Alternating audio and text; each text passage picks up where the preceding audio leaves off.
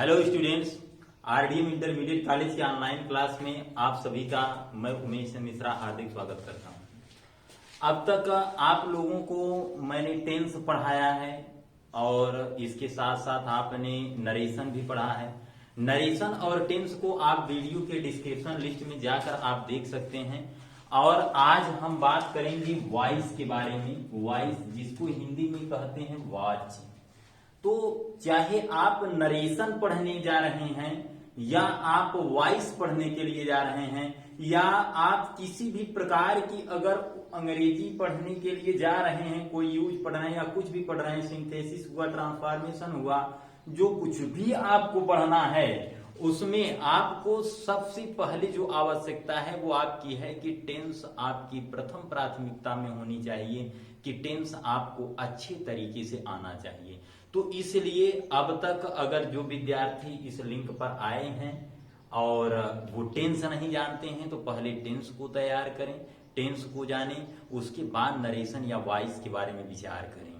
तो आज हम वॉइस पर आज यहाँ चर्चा करते हैं और आशा करते हैं कि आप टेंस की अच्छी तरह से तैयारी करने के बाद आगे बढ़ेंगे। और अगर आप नए इस चैनल पर हैं तो आप चैनल को सब्सक्राइब करें, लाइक करें और अधिक से अधिक अपने दोस्तों मित्रों के पास आप शेयर करें। और हम आइए वॉइस पर अधिक समय न लेते हुए चर्चा करते हैं। तो वॉइस का मतलब होता है वाच्य, और वाच्य जिसे हम हिंदी में वाच्य कहते हैं, वाच्य की जो परिभाषा होती है उसमें जब हम किसी क्रिया के बारे में बात करते हैं तो क्रिया की अवस्था जिससे हम वाक्य के सब्जेक्ट को सब्जेक्ट में भी रख देते हैं और ऑब्जेक्ट के रूप में भी रख देते हैं। मतलब क्रिया की वह अवस्था जिससे वाक्य के कर्ता का कर्ता या कर्म में होना पाया जाता है उसे हम वाच्य कहते हैं। जैसे अगर सेंटेंस आया कि he can do it, he can do it, तो यहां पर ये सब्जेक्ट और इसके बाद ये वर्ब हुआ, ये ऑब्जेक्ट हुआ। अगर ये हुआ एक्टिव वॉइस, ये एक्टिव वॉइस हुआ जिसको हम कर्तृवाच्य कहते हैं, कर्तृवाच्य। और इसके बाद इसी को बनाना है हमें पैसिव वॉइस, पैसिव वॉइस जिसको हम कहते हैं कर्मवाच्य, कर्तृवाच्य, कर्मवाच्य। आप ध्यान से समझिए, ये हुआ सब्जेक्ट, ये वर्ब और ये ऑब्जेक्ट। कर एक्टिव से पैसिव में जब हम परिवर्तित करेंगे तो एक्टिव से पैसिव में परिवर्तित करने की कोई किसी भी प्रकार से कोई समस्या नहीं है। मात्र एक्टिव से पैसिव में यही करना है हमको कि एक्टिव में जहां हम सब्जेक्ट वर्ब ऑब्जेक्ट रखते हैं वहीं पैसिव में हम ऑब्जेक्ट वर्ब सब्जेक्ट कर देते हैं। बस मात्र यही डिफरेंस होता है। और इसके साथ साथ हमें पैसिव वॉइस में एक्टिव वॉइस की अपेक्षा कुछ अलग सहायक क्रियाएं आती हैं, जिन सहायक क्रियाओं में थोड़ा बहुत परिवर्तन होता है। तो उन सहायक क्रियाओं को हमें याद करना है, हेल्पिंग वर्ब्स को याद करना है। और except it we don't have to do any different things, only we have to do only this thing that while we are converting from active to passive, तो you must try to know that in active first of all we always use subject, verb and object, and just after that in passive we have to use object, verb and subject. That's all, and not anymore we have to do. अब इसके बाद जैसे he can do it, इसी को हमें अगर passive में परिवर्तित करना है तो while changing into passive हम सबसे पहले ऑब्जेक्ट को रोक देंगे it, और can के साथ हम be भी जोड़ते हैं। इट कैन बी क्रिया की तीसरी अवस्था डन बाय, और इसके बाद आया ही। It can be done by, यही एक प्रक्रिया है, ऐसी प्रक्रिया है जिस प्रक्रिया के माध्यम से हम एक्टिव से पैसिव में वाक्य को चेंज करते हैं। तो हम थोड़ा सा फिर एक्टिव और पैसिव के बारे में इनकी जनरल जानकारी लेते हैं। एक्टिव वॉइस का मतलब आपने समझा कि क्रिया की अवस्था जो सब्जेक्ट को सब्जेक्टिव केस ऑब्जेक्टिव केस दोनों में रखने की क्षमता रखता है, that is called to be voice. And after that आपने देखा कि ये दो प्रकार का है, एक है एक्टिव और एक है पैसिव। दो प्रकार का वॉइस, एक एक्टिव वॉइस एक पैसिव वॉइस। तो एक्टिव वॉइस में जो है उसमें एक्टिव वॉइस मतलब वह वाच्य जिसमें हम कार्य करने वाले को ही प्राथमिकता देते हैं, जिसमें हम सब्जेक्ट को ही प्राथमिकता देते हैं, वह एक्टिव वॉइस कहा जाता है। जैसे कि ही कैन डू इट, वह इसे कर सकता है, तो इसका मतलब कि वह यही करने वाला है, यही कार्य को करेगा, यही सब्जेक्ट है और हमने जो है प्राथमिकता भी इसी को दिया है। और जबकि इसको जब हम पैसिव वॉइस में चेंज करते हैं तो ये हो जाता है it can be done by him. It can be done by him, यह उसके द्वारा किया जाएगा। अर्थात इसमें ये कर्म है, ये सब्जेक्ट नहीं बल्कि ये ऑब्जेक्ट है।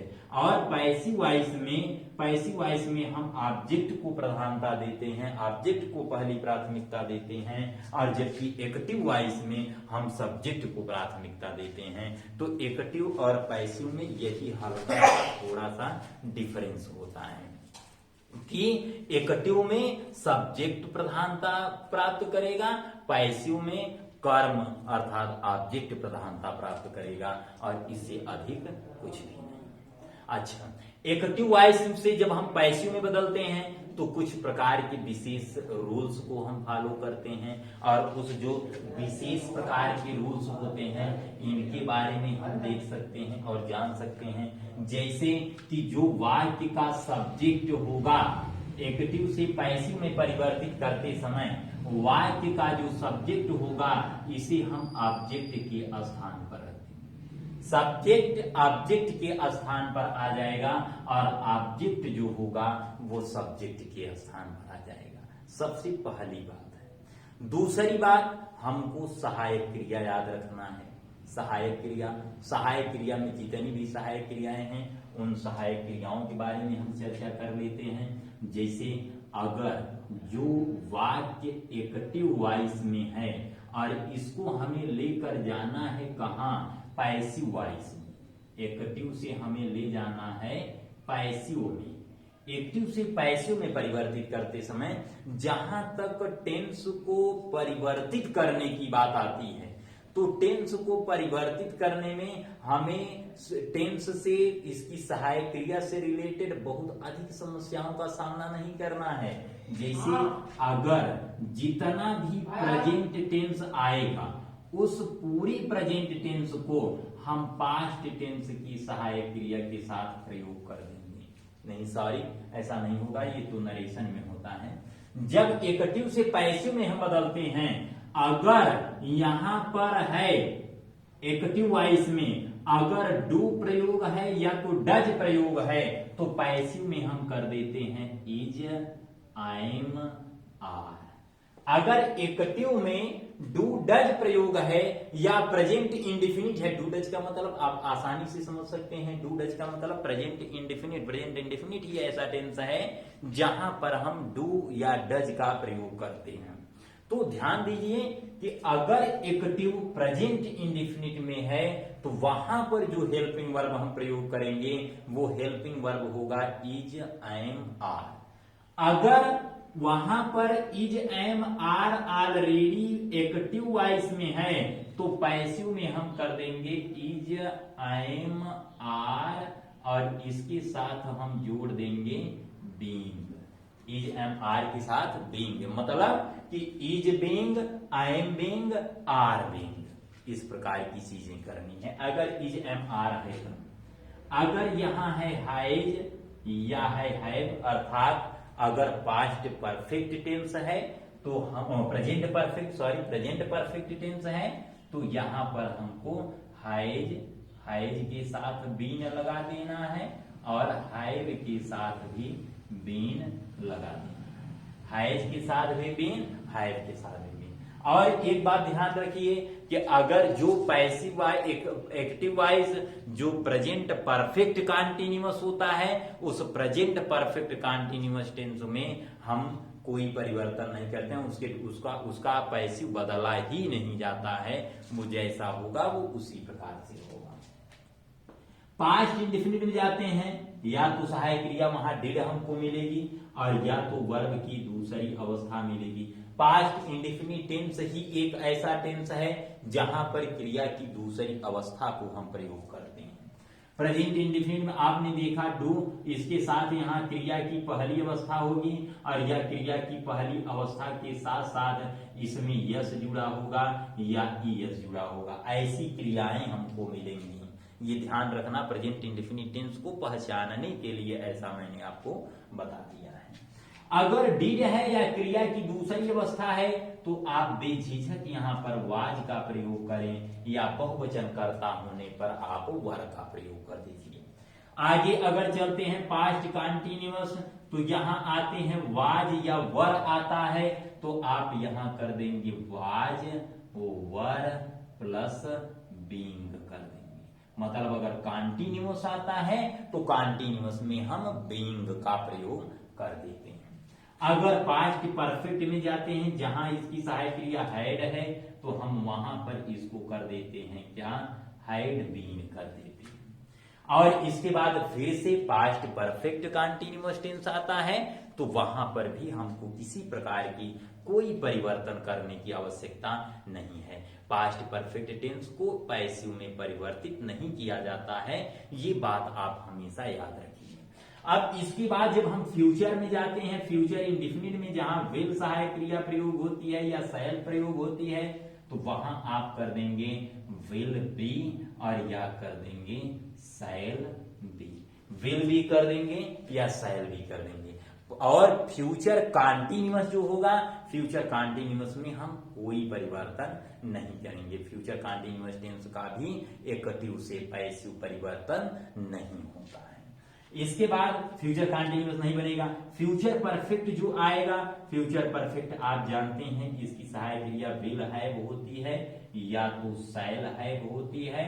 तो विल है और शैल है अगर सहायक क्रिया आती है तो आप यहां पर इसको बनाएंगे विल हैव बीन और या आप रख देंगे यहां शैल हैव बीन, या आप विल हैव बीन कर देंगे या तो शैल हैव बीन कर देंगे। अब इसके बाद जो भी सहायक क्रियाएं आती हैं जैसे कि कुछ मोडाल्स होंगे जो इसमें प्रयोग किए जाएंगे, वो जो मोडाल्स होंगे, मोडाल्स को जब हम सॉल्व करेंगे, अगर सपोज दैट कि वे एक्टिव वॉइस में आ जाते हैं तो उनके साथ हमें कोई परिवर्तन करने की आवश्यकता नहीं है। सिर्फ और सिर्फ वहां पर उस हेल्पिंग वर्ब के साथ में, उस मोडाल्स के साथ में हमको बी जोड़ देना है। जैसे अगर कैन आता है तो कैन बी, मे आता है मे बी, शुड आता है शुड बी, मस्ट आता है मस्ट बी, माइट आता है माइट बी, आट टू आता है आट टू बी। मतलब किसी भी प्रकार का कोई भी अगर मोडाल्स हमको दिखाई देता है तो वहां पर हमको उसके साथ बी जोड़ देना है और इसके अलावा कुछ नहीं करना है। अब इसके बाद जो अगली बात हुई, ये तो हुआ पहले सब्जेक्ट को चेंज किए और उसके बाद हमने हेल्पिंग वर्ब को चेंज किया। हेल्पिंग वर्ब को चेंज करने के बाद जो बात आती है वो वर्ब की बात आती है, क्रिया की बात आती है। और जब हम क्रिया के बारे में बात करते हैं तो क्रिया के बारे में बात करते समय वहां पर हम पैसिव वॉइस में क्रिया की तीसरी अवस्था प्रत्येक वाक्य में प्रयोग करते हैं। वहां भी हमको कोई समस्या नहीं होनी चाहिए। पैसिव वॉइस बनाना है तो क्रिया की तीसरी अवस्था वहां प्रयोग करना है और एट एनी रेट हमको वहां क्रिया की तीसरी अवस्था रखनी है। इसके बाद हम जो सब्जेक्ट को ऑब्जेक्ट के स्थान पर रखने के लिए जा रहे हैं, जैसा कि मैंने आपको ऑलरेडी बताया कि सब्जेक्ट को ऑब्जेक्ट के स्थान पर रखते हैं, ऑब्जेक्ट को सब्जेक्ट के स्थान पर रखते हैं। तब जब हम सब्जेक्ट को ऑब्जेक्ट के स्थान पर रखने जा रहे हैं तो वहां उस सब्जेक्ट को ऑब्जेक्ट बनाने से पहले हम वहां बाई का प्रयोग करेंगे। ये मित्रों याद रखिए, वहां बाई का प्रयोग करेंगे, मतलब सब्जेक्ट से पहले अर्थात क्रिया के ठीक बाद हम बाई का प्रयोग करेंगे, फिर सब्जेक्ट को रखने का विचार करेंगे, जिसे ऑब्जेक्ट में रखेंगे। तो जब ऑब्जेक्ट में रखेंगे तो जाहिर सी बात है कि अगर वहां पर प्रोनाउन प्रयोग है, अगर प्रोनाउन सब्जेक्ट के रूप में रखा गया है और उसको हमें ऑब्जेक्ट बनाना है तो वहां पर हम केस भी परिवर्तित करेंगे, अर्थात अगर सब्जेक्ट ही होगा तो उसको ऑब्जेक्ट के समय रखते समय हम वहां पर हिम का प्रयोग करेंगे, आई है तो वहां मी का प्रयोग करेंगे। तो मुझे आशा है आपको ये चीजें सब समझ में आएंगी। एक बात और इसमें हम बताना पसंद करेंगे कि जब हम एक्टिव से पैसिव में परिवर्तित करने के लिए जा रहे हैं तो एक्टिव से पैसिव में परिवर्तित करते समय वहां पर हमें एक्टिव से पैसिव में परिवर्तित करते समय जो सेंटेंस होगा, सेंटेंस के सर्वप्रथम हमें सब्जेक्ट के बारे में जानकारी होनी चाहिए, वर्ब के बारे में जानकारी होनी चाहिए, ऑब्जेक्ट के बारे में जानकारी होनी चाहिए। और इससे भी जो इंपॉर्टेंट है वो ये है कि हमें टेंस की जानकारी होनी चाहिए कि यह टेंस कौन सा है और किस स्थिति में क्या प्रयोग किया जा सकता है, तो इसको जानना है। और इससे भी इंपॉर्टेंट कि वाक्य में जहां ट्रांजिटिव वर्ब मिलेगा सिर्फ वही वाक्य बदला जाएगा, और अगर जिस वाक्य में इनट्रांजिटिव वर्ब होगा उसको हम परिवर्तित नहीं करेंगे। ट्रांजिटिव वर्ब का मतलब होता है सकर्मक क्रिया और इनट्रांजिटिव का मतलब होता है अकर्मक क्रिया। सकर्मक क्रिया का मतलब होता है कि जिसमें कर्म होता है, और अकर्मक क्रिया का मतलब होता है जिसमें कर्म नहीं होता है। कर्म के बारे में कैसे जानेंगे? कर्म के बारे में जानने के लिए हम एक बात याद रखेंगे कि जब कभी भी हमें कर्म की जानकारी लेनी है तो आप कर्ता और क्रिया के बीच में क्या और या तो किसे, क्या या किसी शब्द रखेंगे। अगर वो सही उत्तर दे रहा है तो वो कर्म है, अगर वो सही उत्तर नहीं दे रहा है तो वो कर्म नहीं है। जैसे मैंने आपको एक सेंटेंस दिया था, शायद मैंने मिटा दिया है, दूसरा वाक्य देख लेते हैं। जैसे मैं किताब पढ़ता हूं, आई रीड बुक, मैं किताब पढ़ता हूं। मैं अब करता हुआ मैं, और किताब हुआ कर्म, और अब और वर्ब हुआ पढ़ना। तो मैं किताब पढ़ता हूं, मैं पढ़ता हूं। अब बीच में क्या या किसे रखिए, मैं क्या पढ़ता हूं तो किताब उत्तर आया। अगर मैं रख दूं मैं किसे पढ़ता हूं तब उत्तर नहीं आएगा, बल्कि ये आएगा मैं राम मुझे गाली देता है तो राम किसे गाली देता है, मुझे गाली देता है। या तो कर्म व्हाट का आंसर देता है और या तो whom का आंसर देता है। तो इन दोनों चीजों को हमें फिट रखना चाहिए, तैयार रखना चाहिए, इनको हमें जानने की अत्यधिक आवश्यकता है। अगर हम इन चीजों को जान लेते हैं तो हमारे लिए वॉइस का बहुत बड़ा महत्व नहीं रह जाएगा, बल्कि हम बहुत ही आसानी से, बहुत आरामपूर्ण तरीके से हम वॉइस को जान लेंगे। तो हम वॉइस के कुछ एग्जाम्पल्स की ओर आगे बढ़ते हैं, और मुझे आशा है कि जितने भी विद्यार्थी जो इसको ध्यानपूर्वक देख रहे हैं वो आसानी से, आरामपूर्ण तरीके से इसको देखेंगे। अगर सपोज दैट कि चीजें समझ में नहीं आती हैं, एक बार में समझ में नहीं आती हैं, तो आप वीडियो को रिपीट करके देखिए, बार बार देखिए, तब तक देखिए जब तक कि चीजें आपको समझ में न आ जाए। अब मैं आपको हल्का सा एक चार्ट देना पसंद करूंगा जिसके माध्यम से आप जान जाएं कि कौन से वाक्य को पैसिव बनाना है और कौन से वाक्य की पैसिव नहीं बनाना है। तो जैसा कि आप सभी मित्र जानते हैं कि टेंस जो होता है वो टेंस कुल मिलाकर 3 प्रकार का होता है, और इस 3 प्रकार के टेंस में जो टेंस होते हैं वो प्रत्येक टेंस को हम 4 भागों में विभक्त करके देखते हैं। और जब 3 प्रकार का टेंस 4 भागों में बंट गया तो कुल मिलाकर 12 टेंस हो गए। कुल मिलाकर 12 टेंस हुए। तो एक बात और आप ध्यान रखिए कि ये जो 12 टेंस होते हैं, इन 12 टेंसेज में जो लगभग 8 टेंस ऐसे होते हैं जिनकी पैसिव वॉइस बनाई जाती है, और बाकी जो 4 टेंस होते हैं उन 4 टेंसेज की पैसिव वॉइस नहीं बनाई जाती है। 1 भाग, 2 भाग और 2 4 भाग हुआ। अगर हम पूरे टेंस में हमको 12 टेंस यहाँ पर शो करना है तो 12 टेंस शो करने के लिए हमें इसको 12 भाग में बांटना पड़ेगा। तो हमने इसको 12 भागों में बांट दिया। अब यहाँ पर हम देखते हैं कि 12 पार्ट हो चुके हैं। आप इसको आसानी से समझ ही सकते हैं कि 1 2 3 4 5 6 7 8 9 10 11 12 आपके सामने 12 डिब्बे, सपोज दैट आप कह सकते हैं 12 डिब्बे यहाँ पर खांचे आपके समक्ष प्रस्तुत है। तो अगर हम इसको प्रेजेंट मान लेते हैं तो इसको हम पास्ट मानते हैं, और ये हुआ फ्यूचर, प्रेजेंट पास्ट फ्यूचर, जिसमें से इसमें हुआ इंडेफिनिट और ये हुआ कॉन्टिन्यूअस और ये हुआ परफेक्ट और ये हुआ परफेक्ट कॉन्टिन्यूअस। परफेक्ट कॉन्टिन्यूअस मतलब इंडेफिनिट, कॉन्टिन्यूअस, परफेक्ट और परफेक्ट कॉन्टिन्यूअस। इसके साथ साथ प्रेजेंट पास्ट फ्यूचर, मतलब ये प्रेजेंट के 4, ये फ्यूचर के 4, और मतलब पास्ट के 4 और ये फ्यूचर के 4। तो कुल मिलाकर 12 प्रकार के टेंस हुए। अब हमें एक्टिव से पैसिव जानना है तो हमको यहाँ पर पैसिव वॉइस जो होंगे वो पैसिव वॉइस की हमें यहाँ पर सहायक क्रियाओं के बारे में पता चलेगा। सहायक क्रियाओं के बारे में, पैसिव वॉइस की सहायक क्रियाएं।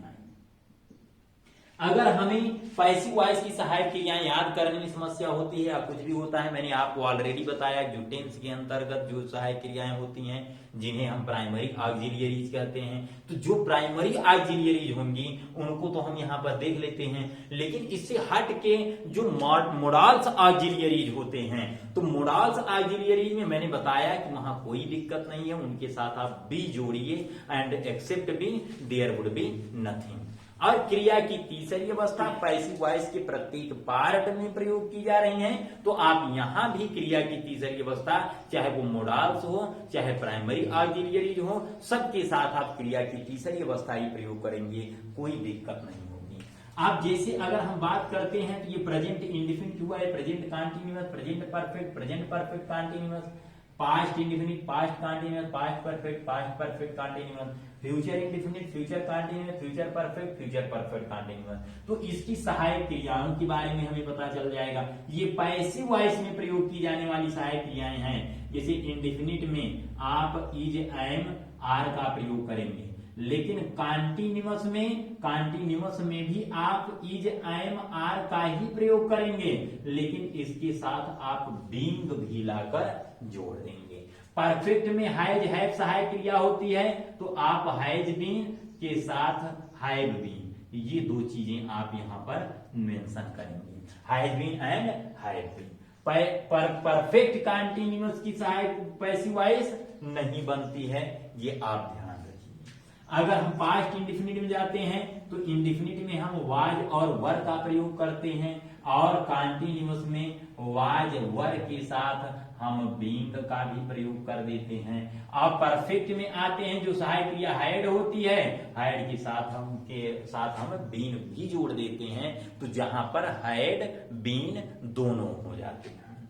और परफेक्ट कॉन्टिन्यूअस आप जानते हैं, परफेक्ट कॉन्टिन्यूअस किसी का नहीं बनता, वो चाहे प्रेजेंट हो, चाहे पास्ट हो, चाहे फ्यूचर हो, किसी का भी परफेक्ट में पहुंचने पर आपको परफेक्ट की पैसिव नहीं बनानी है।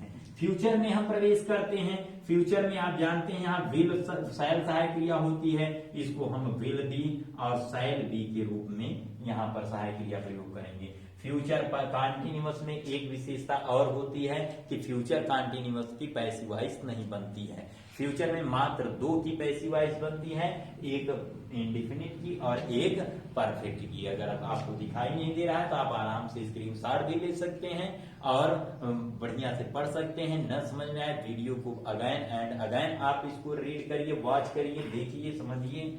और यहाँ सहायक क्रिया विल हैव होता है, आपको पता है, तो यहाँ विल हैव बीन और शैल हैव बीन का प्रयोग करेंगे, शैल हैव बीन का प्रयोग करेंगे। तो ये है पैसिव वॉइस की पूरी सहायक क्रियाएं हैं। मैंने इसके आगे बताया कि अगर ये प्राइमरी ऑक्सिलियरीज हुई, अगर मोडाल्स अगर आता है सेंटेंस में, उसके साथ आप बीन बी जोड़ देंगे। बी कैन है तो कैन बी, मे है तो मे बी, शुड है तो शुड बी, मस्ट है तो मस्ट बी, आट टू है तो आट टू बी, माइट है तो माइट बी, और कुड है तो could be. Whatever you are getting as modals, वहां पर आपको सिर्फ बी जोड़ना है। क्रिया की तीसरी अवस्था पैसिव वॉइस की हर डिपार्ट में, हर पार्ट में प्रयोग होनी है, तो आपको किसी प्रकार की कोई समस्या नहीं होगी। अगर कोई स्क्रीनशॉट लेना है किसी को तो वो स्क्रीनशॉट भी ले सकता है, आराम से इसकी सहायक क्रियाओं को वो याद रख सकता है, या आप कॉपी में भी इसी प्रकार से बना लेंगे तो आप कभी भूलेंगे नहीं। जितनी भी सहायक क्रियाएं होंगी वो सभी सहायक क्रियाएं आपको समझ में आ रही होंगी, और मुझे आशा है कि पूरा आ भी रहा होगा, आराम से आप इसको देख भी सकते हैं। तो अब हम कुछ एग्जाम्पल्स को लेकर आगे चलते हैं। तो जब हम एग्जाम्पल्स को थोड़ा आगे लेकर चलते हैं तो वहां हम देखते हैं, सबसे पहले हम प्रेजेंट इंडेफिनिट टेंस के एग्जाम्पल्स को सॉल्व करने का प्रयास करेंगे और छोटे छोटे एकदम सरल सेंटेंसेज लेंगे, जिन सरल सेंटेंसेज को हम हल करना शुरू करेंगे ताकि आसानी से समझ में भी आए। बहुत लंबे सेंटेंस हम शुरुआत में नहीं लेंगे, बहुत छोटे छोटे सेंटेंस लेंगे, सो दैट कि ये वॉइस कक्षा 9 से लेकर कक्षा 12 तक के कोई विद्यार्थी इसको पढ़ सकते हैं, ताकि किसी को समस्या न आए। 9 के विद्यार्थी जो अभी नए नए होंगे वो भी आसानी से वॉइस को पढ़ सकते हैं। तो हम यहां चलते हैं, जैसे सपोज दैट कि सेंटेंस आया आई ईट फूड। एक छोटा सा वाक्य हम लेते हैं, आई ईट फूड। मैंने बताया कि अगर आपको एक्टिव से पैसिव में जाना है तो मित्रों सबसे पहले सर्वप्रथम it is our duty that we have to recognise subject verb and object. तो आप ध्यान रखिए, ये है सब्जेक्ट और ये है ऑब्जेक्ट, और मतलब वर्ब, ये है वर्ब और ये है ऑब्जेक्ट। तो मैंने कहा कि एक्टिव में ये दिशा चलती है सब्जेक्ट वर्ब ऑब्जेक्ट, जबकि पैसिव में हमें कुछ नहीं करना है, सिर्फ इस दिशा में हमें आना है। मतलब जो हम सब्जेक्ट वर्ब ऑब्जेक्ट चलते हैं वहीं ऑब्जेक्ट वर्ब सब्जेक्ट चलेंगे, बस, और कोई दिक्कत नहीं है। तो यहां पर इसका मतलब कि अब हमें इस तरफ से चलना है, तो पहले हमें ऑब्जेक्ट रखना है, फिर क्रिया रखना है, फिर बाई रखना है, फिर सब्जेक्ट रख देना है। तो हम पहले फूड को लेंगे, तो फूड यहां पर रखेंगे, फूड का हमने प्रयोग किया, फूड। अब प्रेजेंट इंडेफिनिट टेंस है क्योंकि सब्जेक्ट आई है, इसके साथ क्रिया में न दूसरी अवस्था है, न यस लगा है, न ईएस लगा है, तो ऐसी चीजें मात्र प्रेजेंट इंडेफिनिट में घटित होती हैं। मैं आपको ऑलरेडी बता चुका हूं कि अगर आपको वॉइस हल करना है, नरेशन हल करना है, synthesis, transformation, anything if you want to solve, तो it is your duty that first of all you should maintain your tense. आपको टेंस की जानकारी अच्छी तरीके से होनी चाहिए। मैं एक बार फिर रिपीट कर देता हूं, अगर टेंस आपको नहीं आता है तो वीडियो के डिस्क्रिप्शन में जाकर आप वहां टेंस पढ़ सकते हैं। मैंने पूरा टेंस पढ़ा दिया है, कुछ मोडाल्स भी मैंने पढ़ाया है। अभी चीजें आगे चलती रहेंगी, आराम पूर्ण तरीके से चलती रहेंगी, तो आपको I will provide a lot of things to all of you. तब फूड आया, फूड आप जानते हैं ये एक अनकाउंटेबल नाउन है, और अनकाउंटेबल नाउन हमेशा एक सिंगुलर नंबर नाउन के रूप में ट्रीट किया जाता है।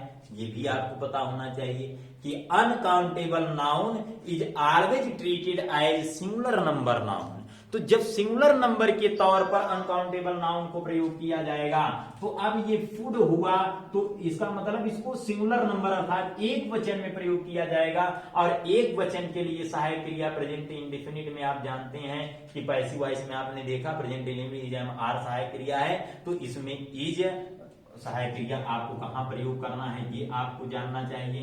इज है, एम है, आर है। इज जो प्रयोग किया जाता है वो ही, सी, इट और किसी भी नाम और एक ऐसा नाम जो सिंगुलर नंबर के वर्ब को मॉडिफाई करता हो, अर्थात जो एक वचन कर्ता को मॉडिफाई करता हो, उसका बोध कराता हो, हम उसके साथ इज का प्रयोग करते हैं। और एम जो है, एम एक ऐसी सहायक क्रिया है जो पर्टिकुलर सिर्फ एक सब्जेक्ट के लिए बना है और वो है आई। तो ये बात भी आपको समझ जाना चाहिए। आर जो है, आर हमेशा प्लूरल नंबर के साथ प्रयोग किया जाता है। प्लूरल नंबर जैसे यू, वी, दे और या कोई भी ऐसा नाम होता है जिस नाम के साथ प्लूरल नंबर का बोध हो, तो along with that we have to use are and there would not be any difference. तो अब यहां पर फूड है, तो फूड का मतलब कि ये एक वचन है। मैंने सिंगुलर नंबर आपको ऑलरेडी बताया कि अनकाउंटेबल नाउन सिंगुलर नंबर की तरह ट्रीट किए जाते हैं। तो यहाँ फूड के साथ जाहिर सी बात है हमको इज का प्रयोग करना है। फूड इज क्रिया की तीसरी अवस्था मैंने ऑलरेडी आपको बता दी है। Food is eaten by.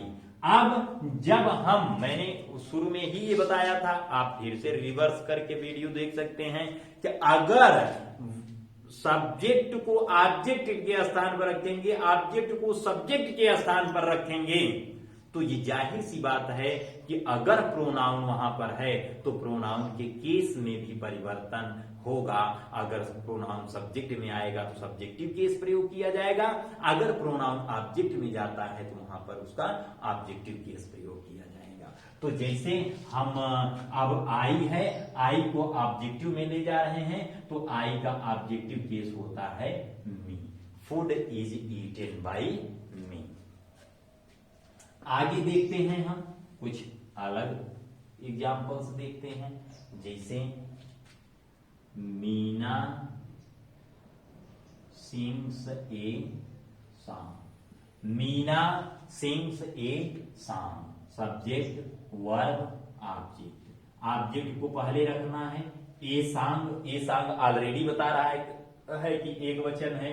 A song is क्रिया की तीसरी अवस्था। Sing, sang, sung by Meena. A song is sung by Meena. अंतर यही है, बाई का प्रयोग ऑब्जेक्ट से पहले कर देना है। बाई ये अपनी तरफ से करना है, ये अपनी तरफ से करना है, इसको भी आप ध्यान रखिए। अब ऐसा किसी के पास कंफ्यूजन नहीं होना चाहिए कि सर बाई कहां से आ गया। तो बाई को हमें अपनी तरफ से वाक्य की पूर्ति के लिए वहां अपनी तरफ से हमको बाई का प्रयोग करना है। ये कहां से आया ये प्रॉब्लम नहीं है, ये आया, ये यूज किया जाता है ताकि सेंटेंस पूर्ण हो सके। इसको आप हमेशा ध्यान रखिए। अब जैसे अगर सपोज है नॉट ही सेंटेंस में आ गया, जैसे he does not play cricket. He does not play cricket. अब क्रिकेट हेल्पिंग वर्ब हुआ इज, तुरंत प्रयोग किया जाएगा नॉट। नॉट जो होता है वो कर्ता की तुरंत बाद प्रयोग किया जाता है। ये सहायक क्रिया की तुरंत बाद हम नॉट को लाकर रख देते हैं। क्रिकेट इज नॉट प्ले की तीसरी अवस्था, प्लेड बाई ही है, तो यहां पर लाकर क्या रख देंगे, cricket is not played by. अगर हेल्पिंग वर्ब शुरू में आ जाती है, जैसे do you abuse them, do you abuse them, तो क्वेश्चन मार्क जहां है क्वेश्चन मार्क वहीं रहेगा। डू है सहायक क्रिया, तो अगर सहायक क्रिया पहले वाक्य में है तो पैसिव में हम चेंज कर रहे हैं तो वहां पर भी सहायक क्रिया वाक्य के शुरू में होगा, लेकिन अंतर ये होगा कि पैसिव वॉइस की सहायक क्रिया वाक्य की शुरू में होगी and just according to subject होगी। अब जैसे यहाँ पर यू सब्जेक्ट है, डू प्रयोग किया गया, अब ये देम सब्जेक्ट यहाँ आएगा। मैंने आपको बताया कि अगर ये सब्जेक्ट से ऑब्जेक्ट में जाता है या ऑब्जेक्ट से सब्जेक्ट में आता है और अगर वो प्रोनाउन है तो प्रोनाउन के केस में भी हम बिना किसी लाग लपेट के परिवर्तन करेंगे। अगर सब्जेक्ट के स्थान पर रखते हैं तो सब्जेक्टिव केस, अगर हमको ऑब्जेक्ट के स्थान पर रखना है तो हम वहां उसका ऑब्जेक्टिव केस प्रयोग करेंगे। तो जैसे देम का सब्जेक्टिव केस प्रयोग होना है, क्योंकि ये सब्जेक्ट के स्थान पर आ रहा है तो सब्जेक्टिव केस प्रयोग होना है, तो देम का सब्जेक्टिव आप जानते हैं कि देम का सब्जेक्टिव होता है दे। लेकिन इसके पहले की सहायक क्रिया वाक्य के शुरू में है तो यहां पर पैसिव वॉइस की सहायक क्रिया वाक्य के शुरू में रखना पड़ेगा। तो जब हम पैसिव वॉइस सहायक क्रिया वाक्य के शुरू में रखेंगे तो हमको याद होना चाहिए कि प्रेजेंट इंडेफिनिट में सहायक क्रिया इज एम आर है पैसिव वॉइस की, और सब्जेक्ट हमको दे रखना है तो दे सब्जेक्ट होने का मतलब है कि ये बहुवचन सब्जेक्ट है, और बहुवचन सब्जेक्ट के साथ हम बहुवचन की सहायक क्रिया प्रयोग करेंगे। और जो बहुवचन सहायक क्रिया प्रयोग होती है, जो बहुवचन सहायक क्रिया होती है वो हुई आर। अब इसके बाद सब्जेक्ट रखेंगे दे, आर दे। अब क्रिया की दूसरी अवस्था एब्यूज्ड, और क्रिया के तुरंत बाद बाई का प्रयोग करना है, ये कंफर्म है। तो are they abused by you, are they abused by you, इसको आप ध्यान रखिए।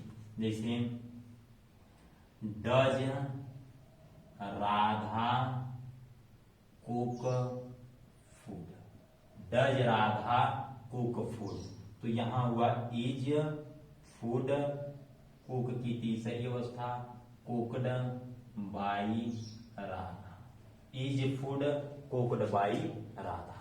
अब इस वीडियो के लिए बस इतना आप लोग ध्यान रखिए कि ये जितनी आप रूल्स पढ़े हैं इसको आप लगातार प्रैक्टिस करते रहिए, और प्रैक्टिस करने के बाद आप आगे इसी प्रकार बढ़ते रहिए। अगले वीडियो में हम आपको इससे रिलेटेड जो बाकी के अधिक से अधिक जो एग्जाम्पल्स होंगे हम सॉल्व करवाने का प्रयास करेंगे, और इसके साथ साथ आपको कुछ ऐसे भी मैटर्स देंगे ताकि आप घर पर बैठकर भी सॉल्व करते रहिए और पढ़ते रहिए। और वीडियो को लाइक करिए, शेयर करिए और कमेंट करिए, और अगर कुछ चीजें नहीं समझ में आती हैं तो आप इसके डिस्क्रिप्शन में आप कमेंट कर सकते हैं, सभी चीजों का समाधान आपको मिल जाएगा। बहुत बहुत धन्यवाद।